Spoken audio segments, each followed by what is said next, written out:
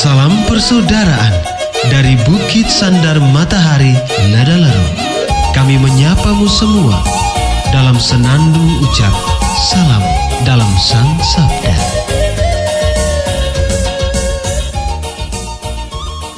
Bacaan Injil dan Renungan hari ini, edisi 12 Februari 2025, hari biasa pekan kelima.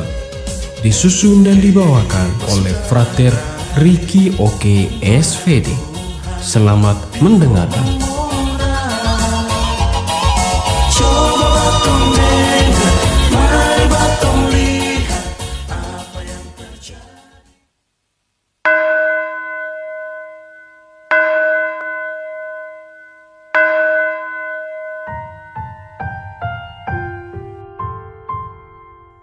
Bacaan dari Injil Markus bab 7 ayat 14 sampai 23.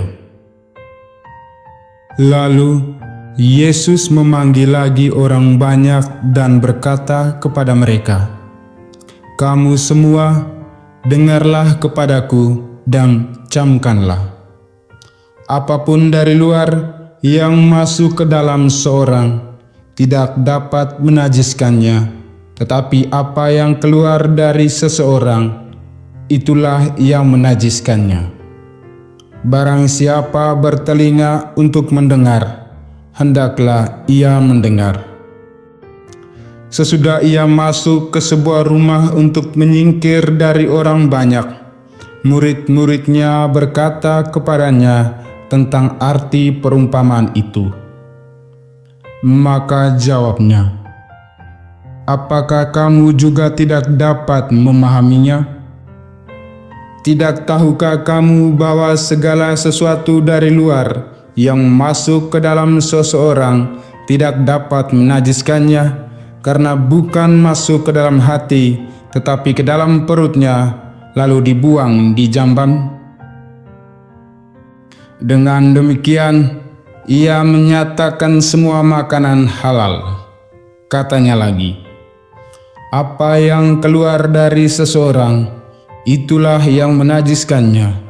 Sebab dari dalam, dari hati orang, timbul segala pikiran jahat, percabulan, pencurian, pembunuhan, perzinahan, keserakahan, kejahatan, kelicikan, hawa nafsu, iri hati, hujat, kesombongan, kebebalan. Semua hal-hal jahat ini timbul dari dalam dan menajiskan orang." Demikianlah sabda Tuhan.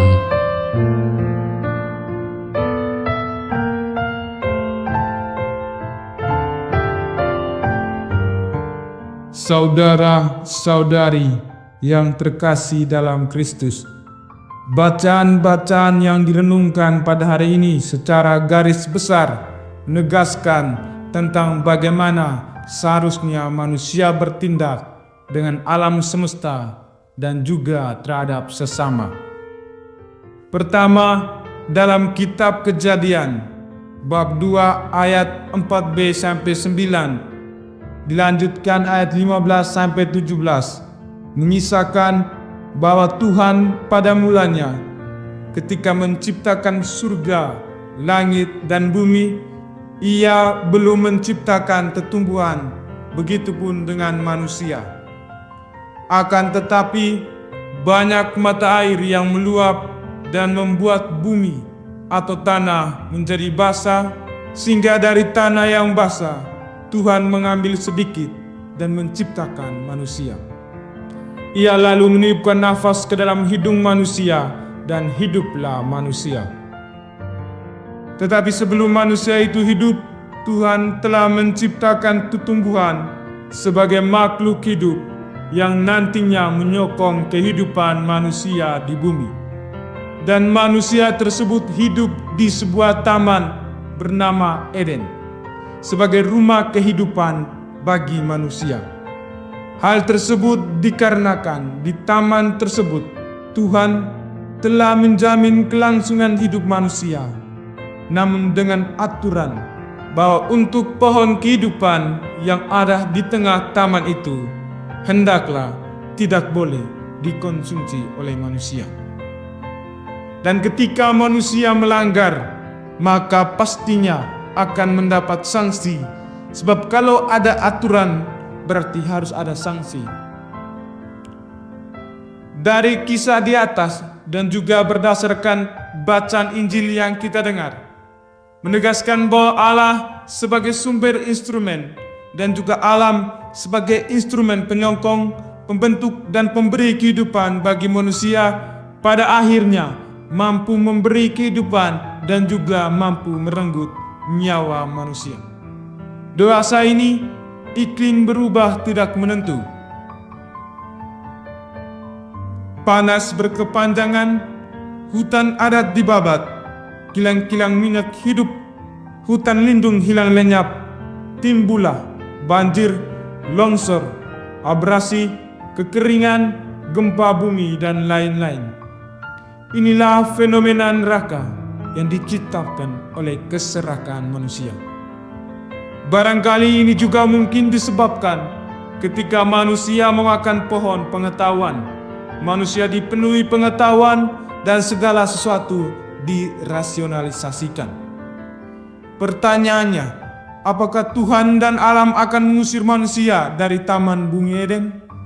Dan apakah ketika hutan sebagai organisme yang menuntun hidup manusia dieksploitasi dapat mempengaruhi kepunahan manusia? Jawabannya ya. Kedua, dalam bacaan Injil Markus dikisahkan bahwa Yesus mengecam orang-orang yang lebih mementingkan aturan dalam hal makanan ketimbang melakukan perbuatan baik. Bahwasannya sesuatu yang keluar dari kedalaman diri manusialah yang lebih diperhatikan dan diperhitungkan. Sedangkan sesuatu yang masuk dalam hal ini makanan, janganlah terlalu muluk-muluk dipikirkan. Sebab yang diperhitungkan di surga adalah amal baik dan bukan tentang makanan-makanan baik. Untuk itu, Yesus dalam Injil hari ini mengajarkan kita tentang pentingnya membangun relasi yang baik dengan sesama.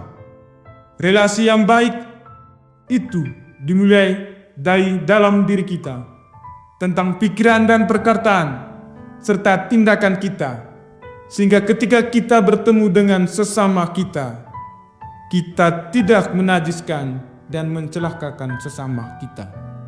Tindakan manusia menentukan standar dan identitas hidup seseorang. Dengan demikian, ada dua pesan yang jelas yang dapat diambil, yakni menjaga alam semesta dengan sebaik-baiknya dan juga menjaga hubungan yang baik dengan sesama.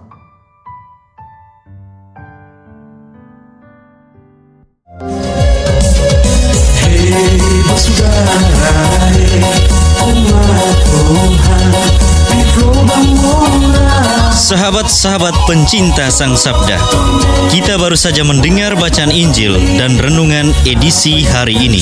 Sampai jumpa kembali pada edisi berikut. Terima kasih kepada Divisi Kerohanian website Seminari Tinggi Santo Paulus Ledalerok. Semoga Sang Sabda menjiwai seluruh pengalaman hidup kita hari ini. Tuhan memberkati kita sekalian. Amin. Dalam satu hati, di dalam kasih Yesus.